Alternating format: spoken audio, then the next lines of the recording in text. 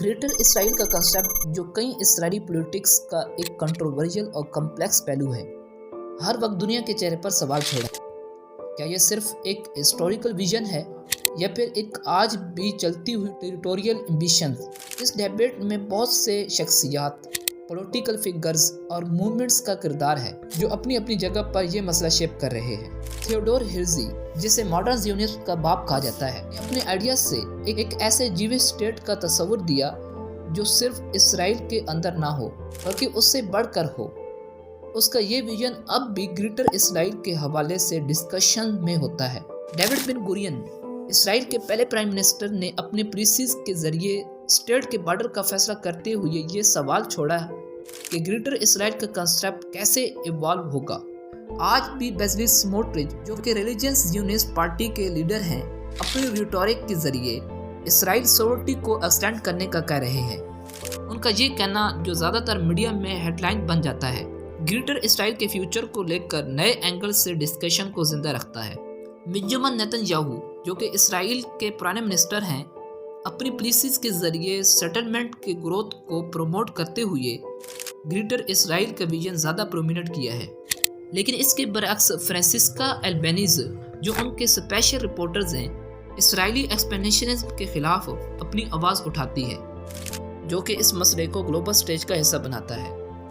ये हर शख्स, हर ग्रुप और हर मूवमेंट अपनी जगह पे एक इम्पॉर्टेंट रोल अदा कर रहा है, और ये सब मिलकर ग्रेटर इसराइल के कंसेप्ट को न सिर्फ समझने बल्कि उसके रीजनल और इंटरनेशनल तासुर को भी शेप करते हैं। ग्रेटर इसराइल एक ऐसी आइडियोलॉजी है जो इसराइल के बाउंड्रीज को उसके इंटरनेशनल रेगनाइज बॉर्डर से आगे फैलाने का तस्वुर करती है।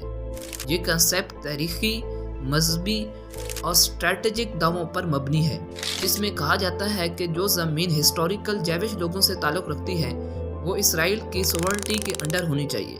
इस तस्वुर की जिद्दत बिब्लिकल नरेशन और तारीखी दावों में है, जैसे कि जेनेसिस 15:18 से 21 में जो बाउंड्रीज नील से अफ्रेड्स तक डिस्क्राइब की गई हैं, उन्हें टेरिटोरियल एक्सपेंशन का जस्टिफिकेशन समझा जाता है। लेकिन आज की दुनिया में जो कम्प्लेक्स जियोपॉलिटिकल लैंडस्केप है, उसमें डेमोग्राफिक चेंज, इंटरनेशनल लॉ और फ़लस्तीनियन राइट्स इस कंसेप्ट को चैलेंज करते हैं। ये कंट्रास्ट पुरानी कहानियों आज के पॉलिटिकल हक़ाइक़ के बीच डिबेट को बढ़ाता है। लोगों में ये भी एक मिसकंसेप्शन है कि तमाम ज़ियोनिस्ट या Israeli policy makers greater Israel के हवाले से टेरिटोरियल एक्सपेंशन के हक़ में हैं। लेकिन हकीकत में इसराइल और जैविश डायस्पोरा के अंदर इस मसले पर मुख्तलिफ राय है। कुछ फैक्शंस ग्रेटर इसराइल के हवाले से आइडियाज़ प्रमोट करते हैं, लेकिन कई और लोग फ़लस्तीन के साथ अमन और को एग्जिस्टेंस की बात करते हैं। ये फ़र्क समझना ज़रूरी है, क्योंकि ये कंस्पायरेसी थ्योरीज को काउंटर करने में मदद करता है, जो इसराइली एक्शंस के बीच के मोटिवेशन को ओवर सिंप्लीफाई करते हैं। ग्रेटर इसराइल का कंसेप्ट तारीखी हवालों पर मबनी है।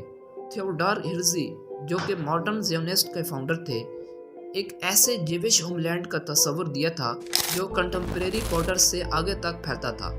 इसके अलावा बेलफोर डिक्लेरेशन और 20वीं सदी के दौरान कई पॉलिटिकल प्लान्स ने इस आइडियोलॉजी के हवाले से थियोरेटिकल एस्पिरेशन को सपोर्ट किया।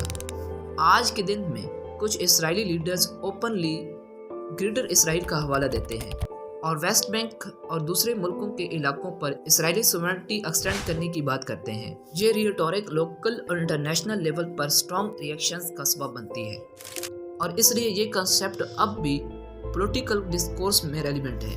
ग्रेटर इसराइल एक कम्प्लेक्स आइडियोलॉजी है जो तारीखी नैरेटिव्स, मॉडर्न पॉलिटिकल रियलिटीज़ और आइडियोलॉजिकल एस्पिरेशन के बीच का रिश्ता है। इसे समझने के लिए मैथ्स और फैक्ट के दरमियान फ़र्क करना ज़रूरी है, और इसके रीजनल स्टेबिलिटी और इंटरनेशनल रिलेशंस पर होने वाले असरात को समझना भी अहम है। ग्रेटर इसराइल का कंसेप्ट पुरानी बाइबलिक और तारीखी असरार पर मबनी है। कदीमी किताबों, ख़ासतर हिब्रू बाइबल में उन इलाकों का जिक्र है जो अब्राहम के नस्लों को दिया गया था, जो कुछ लोग समझते हैं कि ये ज़मीन के लिए हक़ है जो इसराइल की आज की हदूद से ज़्यादा है। ये टेक्स्ट सदियों से इस बात को तस्वीर देती है कि ये ज़मीन उस वक्त के लिए मुक़द्दर थी, और ये टेरिटरी का दावा करते हुए ज़्यादा बाउंड्री के लिए सबूत दिए जाते हैं। 1890 में थियोडोर हेर्ज़ी जैसे शख्सियात ने मॉडर्न ज़ियोनिज़्म का आगाज़ किया।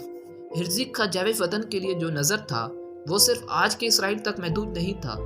انہوں نے ذکر کیا تھا کہ برک آف ایجپٹ سے یوفریٹ تک کا ایریا ان کا مانا ہوا تھا، جو گریٹر اسرائیل کے لیے ان کے لیے پہلے سے ایک چاہت تھی۔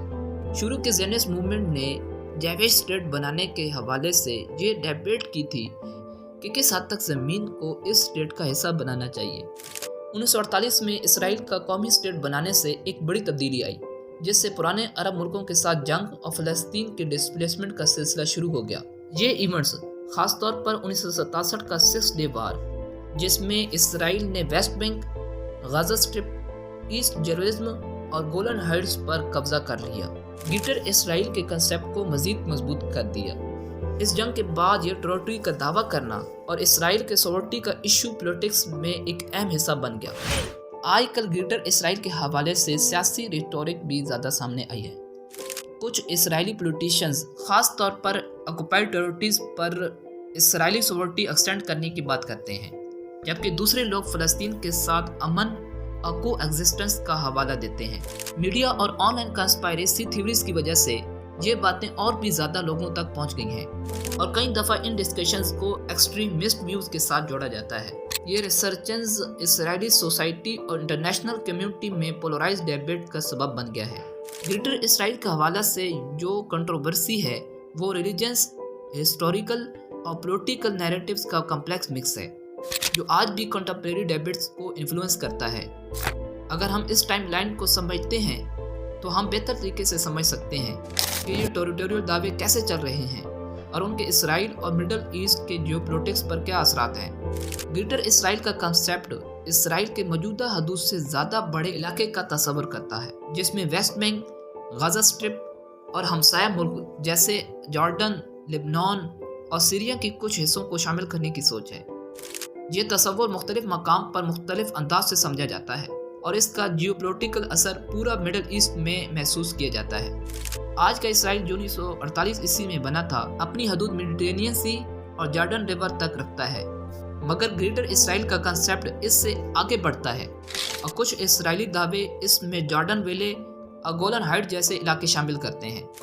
جارڈن ویلے ایک اسٹریٹجک علاقہ ہے جو سیکیورٹی اور زراعت کے لیے بہت اہم ہے، جبکہ گولن ہائٹس ایک ایسی جگہ ہے جو اونچی جگہ ہونے کی وجہ سے ملٹری ایڈوانٹیج دیتی ہے۔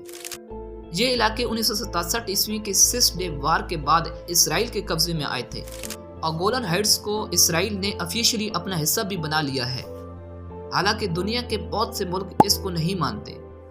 اسرائیل کے ہمسایہ ملک جیسے جارڈن، لبنان اور ایجپٹ اس کنسیپٹ کو اپنی سوورنٹی کے لیے خطرہ سمجھتے ہیں۔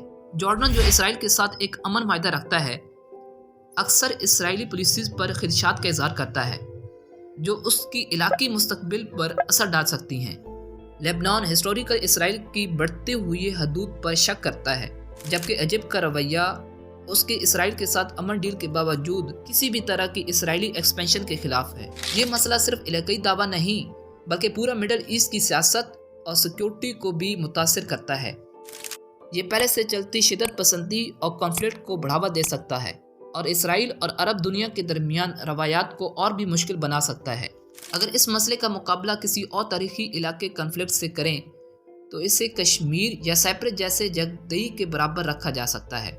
کشمیر انڈیا اور پاکستان کے درمیان تاریخی اور قومی آئیڈینٹی کی بنیاد پر ایک پرانا مسئلہ ہے، جبکہ سائپرس میں گریک اور ترکش سائپروٹس کے درمیان علاقہ واری جنگجوئی چل رہے ہیں۔